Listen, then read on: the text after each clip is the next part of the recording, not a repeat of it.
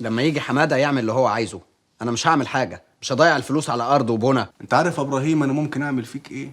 وبالقانون. انا ما عملتش حاجه غلط. لا عملت. لما رفعت قضيه بغياب حماده عملت، ولما خدت حكم الغياب وطلعت شهاده الوفاه عملت، ولما صرفت الفلوس من البنك يا ابراهيم عملت. بس انا ما كنتش اعرف انه عايش. واديك عرفت. تعرف بقى انا ممكن ارفع عليك قضيه تزوير تاخد حكم قد ايه؟ 7 سنين. دي قضيه التزوير لوحدها، ده غير بقى استيلائك على فلوس اخوك. طب وانا خدتها لوحدي؟ ما حوريه خدت وامي خدت، وحماده مش هيرضين ان امه واخته يتحبسوا. هما مالهم؟ انت صرفت الفلوس بتوكيلات منهم يا ابراهيم.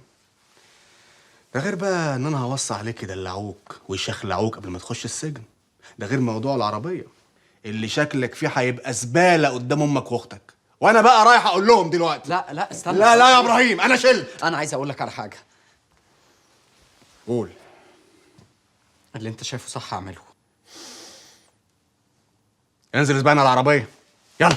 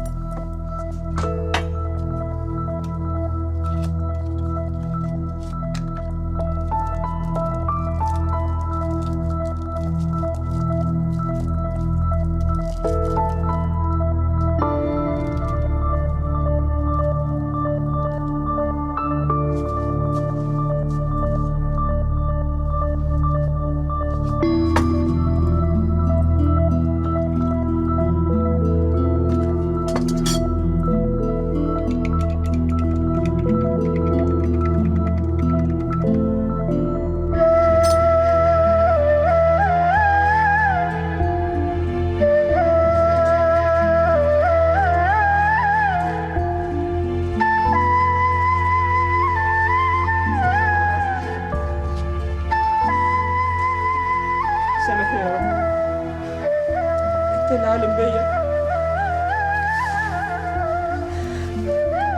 استغفر الله العظيم يا رب.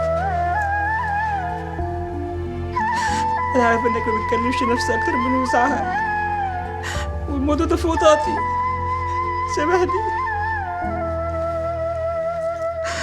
الله اكبر.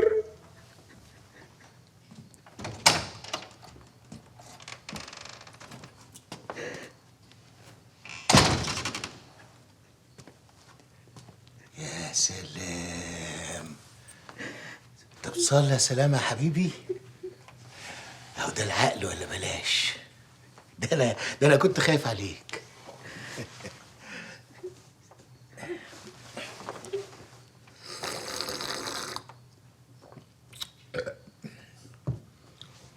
الله اكبر.